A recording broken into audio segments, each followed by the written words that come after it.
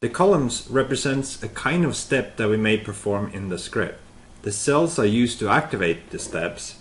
If a cell has content, then we've specified an action to be performed in the script. The kind of step is defined by the column that the cell belongs to. We'll start off by defining a new column that enables us to start the application.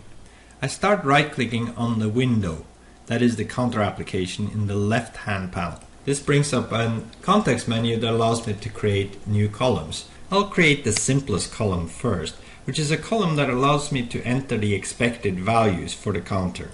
And I'll select Add Data column and then Input column. Input column here means that I as a tester am allowed to enter values there.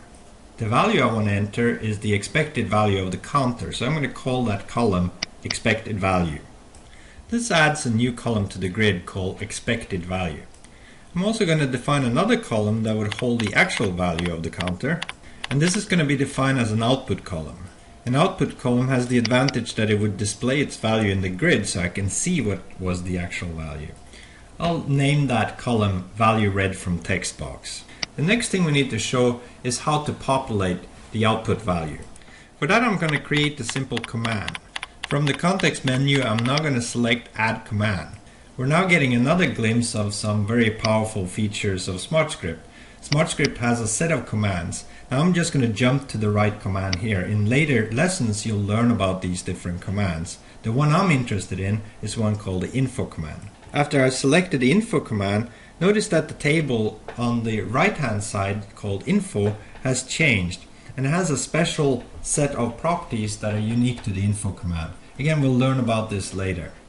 Each command needs a name. I'll give this the name read counter value. And now this is a little bit early for you, but what I'm going to specify is which window am I reading from, what object am I reading, and which attribute on that object am I reading, and where do I want to assign the value of that. I'll start by picking the window name. We only have one window. In the larger application, of course, you would have many choices here. Then I'll pick the object I want to read the value from, and I want to read the counter text box. Each one of the object has a set of properties called attributes, and we have to pick which one of those attributes we're interested in.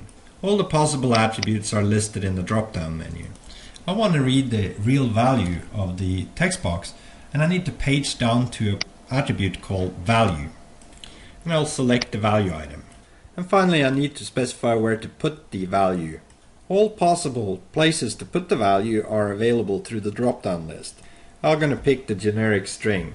This is actually an implicit variable that is in SmarteScript, and I'll show you this in a later lesson. So that fully defines the info command, which basically says go to the window called counter application, find the counter text box, read the value of it, and store it in the generic string. So after we've verified that this is what we want, we can now press OK to dismiss the dialog. The final command we need is one to start up the application. I'll add a command as I did before. That was by right-clicking on the counter application window and select Add Command. The command I'm interested in now is called shell-exe, so I need to scroll down to it. I'll select the command and fill in the properties for it. Again, notice how the panel on the right changed to accommodate the properties required for the shell-exe command. I'll name the command. I can name the command anything I want, but a logical name would maybe be start app. This command allows me to launch any external application. I need to specify which application I want to launch. This brings up a selection dialog, and I can now pick the application I want. I happen to know exactly where it is. I can browse to that location and pick the counter application, which basically specifies that this is the application we want to launch if someone were to activate this particular column. Activation of column again is a little early, but we'll see it later. We'll click Open to finish and OK to complete the definition of the command. I only need one more column, and that is a column that I'll use to compare the expected value to the actual value of the counter. This is called a comparison column and can be defined by right-clicking on the window and select Add Data column and then Comparison column. Comparison column here means compare two columns in the grid. Now we get a special dialog for defining data comparisons. We'll need to give that column a name, select the source of the comparison,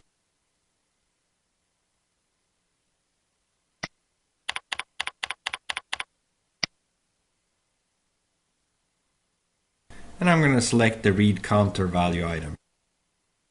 We also need to pick the operator to use, and I'll pick equals. Then I need to pick the second value, which we're going to compare to the first using equals. And the value I want to compare to is the expected value. So now we define a particular command which will compare the read counter value to the expected value using the equals operator, and we're giving it a name that's called compare expected versus real counter value. And if we're happy with that, we click OK to confirm. I now have more columns that I can see on the screen, but we can look at the other ones by scrolling. And as I scroll to the right, you'll see the other columns. That concludes the first part of the demo. Before we can move on, I need to explain how SmarteScript executes through the grid. But what we've basically done is we define a few columns, and what these columns make up are the potential things that we're allowed to do in our script.